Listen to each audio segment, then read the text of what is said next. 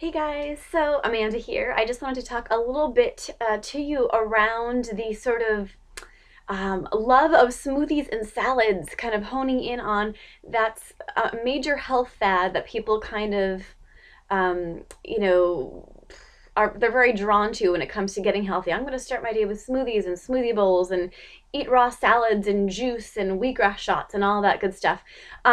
They're all wonderful things. Absolutely, we want to get nice fresh vegetables into us on a regular basis, but I am not a fan of any sort of black and white sort of diet. Diets can are it's important to be as you know, to have a ratio, to eat a rainbow, to have variety, to look at the whole food pyramid, to make sure we're getting all of the categories. I find that diets, or I don't even like the word diets, but choices of eating habits that eliminate whole food groups is just going to be detrimental to you. And especially in the way of carbs and fats, we need those things. Certainly, there are the good carbs and the good fats and the bad fats and the bad carbs and every other food group. And of course, the sugars, those can be indulged with in their whole form with fruits, but also once in a while with our cakes and pastries too. It's all about moderation. It's all about listening to our bodies and being mindful about how foods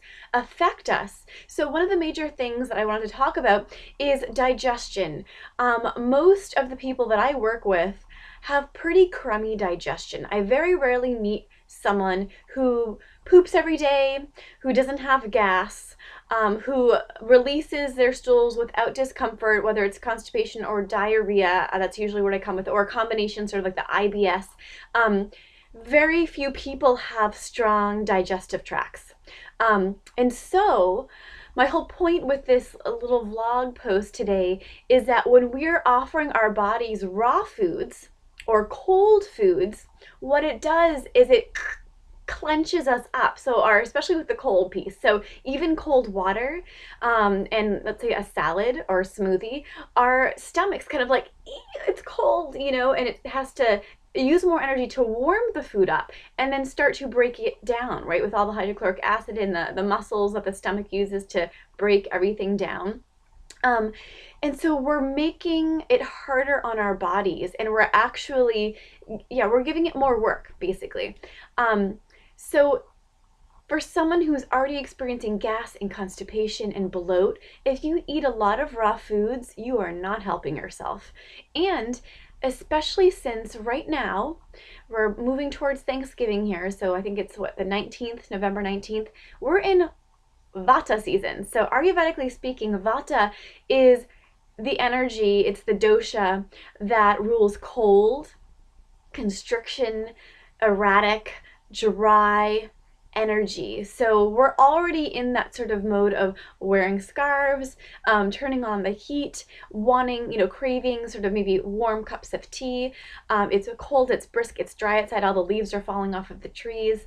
Our bodies are responding to the nature around us. So when we're in that dry, cold, erratic season, we need to be eating foods that nourish the opposite, or nourish the kind of combat, if you will, that Vata energy. So that means cooked, warm, well oiled with healthy fats and gently spiced foods. So this is a time for soups and casseroles and stir fries and crock pot recipes that incorporate all of those things. If we're still eating salads and smoothies in the morning, especially on an empty stomach, like first thing in the morning, or we're eating cold, hard to digest foods, we're just adding to our stomach's burden, basically.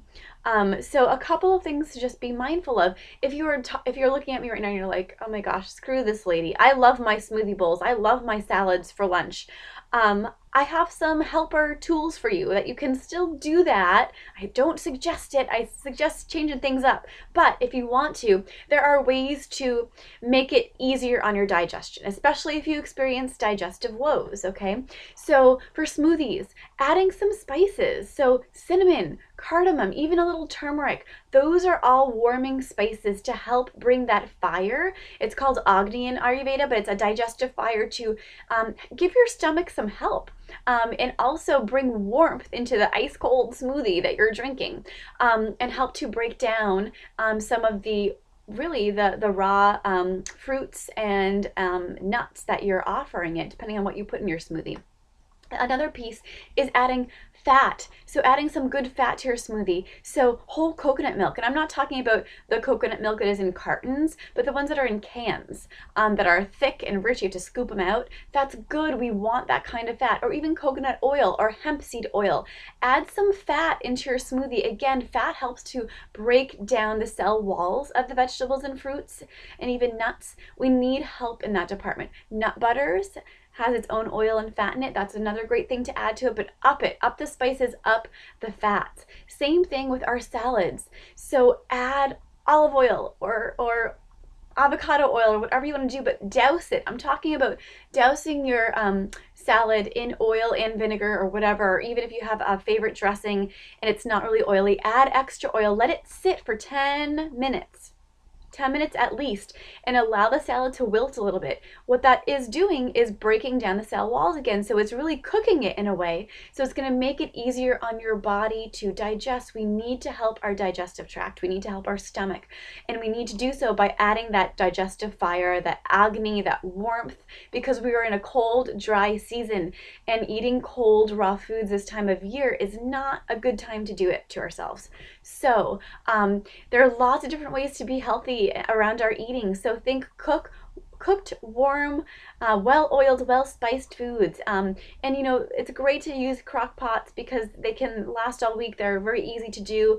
I love doing overnight oats or quinoa, morning cereal, those sorts of cereals that are broken down.